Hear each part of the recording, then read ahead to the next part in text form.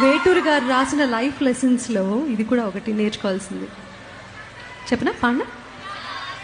ప్రాప్తమనుకో ఈ బ్రతుకు మనసు తీరా, పండెననుకో ఈ మనసు, పండెననుకో ఈ బ్రతుకు మనసు తీరా, శిథిలల్లో చలిమంటై రగిలేదే ప్రేమ, మరువకుమా